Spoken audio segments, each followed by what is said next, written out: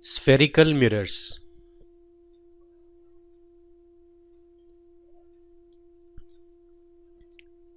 Let us understand how spherical mirrors are prepared. They are prepared out of glass spheres. A glass sphere is taken and it is cut into two parts depending upon the curvature required. The glass sphere could be of any radius. It is taken according to the requirement.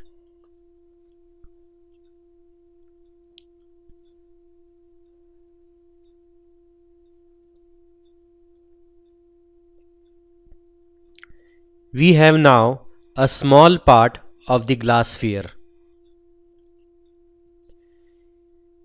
If its outer surface is painted and the inner surface is polished, then we get a concave mirror.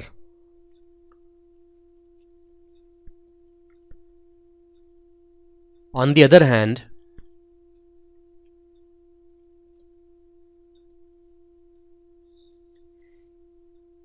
if the inner surface is painted and outer surface is polished, we get a convex mirror.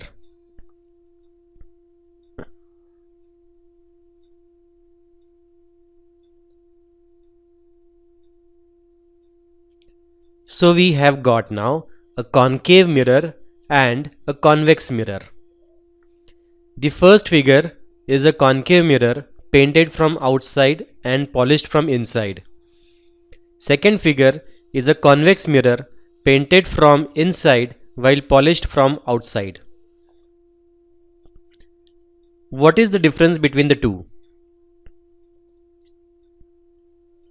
In a concave mirror, rays coming parallel after reflection pass through a point.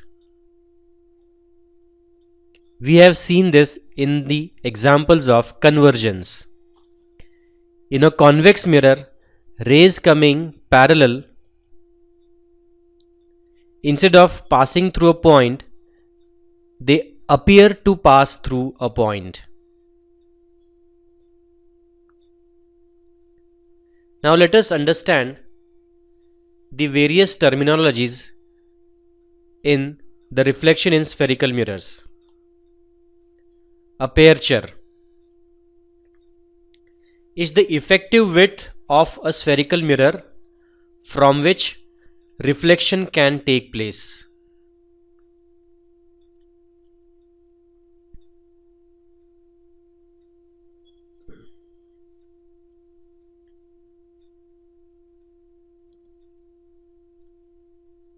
The pole is the center of the spherical mirror. It is the reference point for measuring object and image distances from the mirror.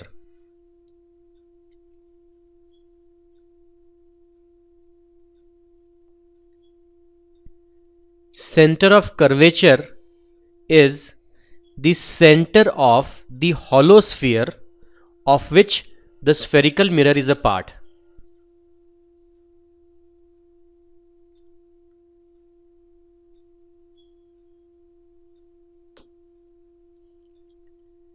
Radius of curvature is the radius of the hollow sphere of which the spherical mirror is a part.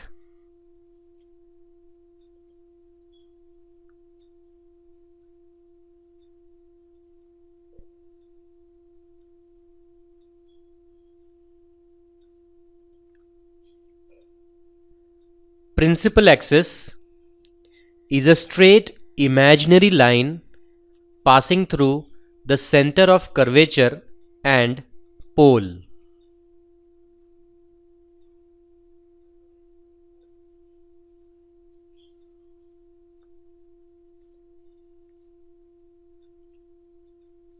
Focus or focal point is a point on principal axis where all rays parallel to principal axis after reflection either meet in front of the mirror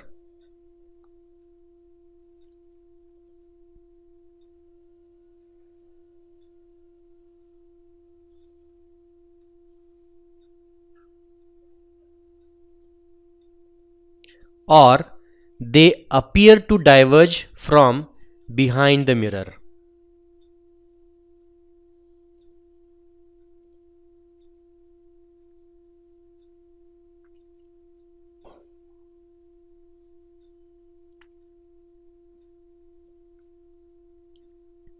Focal length. It's the distance between the pole and focus.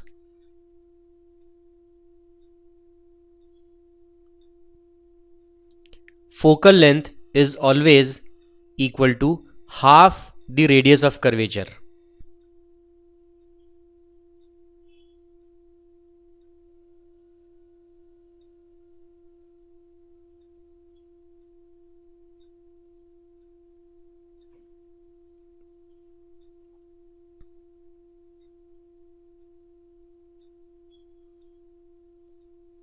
Thank you.